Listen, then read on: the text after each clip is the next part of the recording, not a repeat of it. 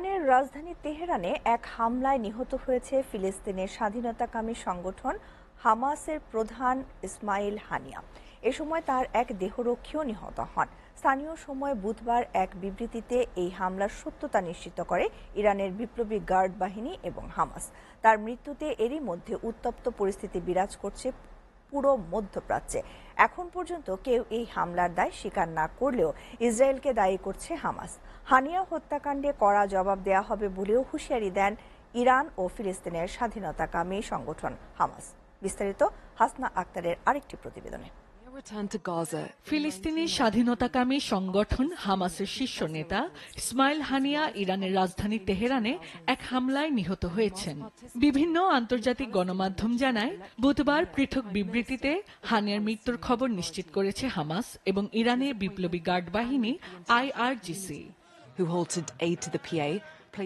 IRGC এর বিবৃতিতে বলা হয়, স্থানীয় সময় বুধবার মধ্যরাতে রাজধানী তেহরানের যে ভবনে তারা অবস্থান করছিলেন সেখানে সরাসরি ক্ষেপণাস্ত্র হামলা চালানো হয়েছে।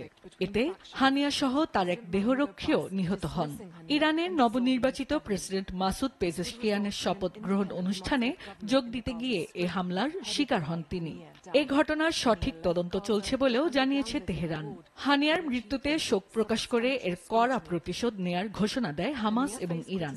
এই হত্যাকাণ্ডে ইসরায়েলকে দায়ী করে কাপুরুষোচিত কাজ বলে মন্তব্য করেন হামাসের এক জ্যেষ্ঠ নেতা। অচিরেই এর জবাব দেয়া হবে বলেও জানান তিনি। দীর্ঘদিন ধরেই ইসরায়েলের কর্মকর্তারা প্রকাশ্যে হামাসের প্রধান ইসমাইল হানিয়া সহ অন্যান্য নেতাদের হত্যার চেষ্টার কথা বলে আসছিল।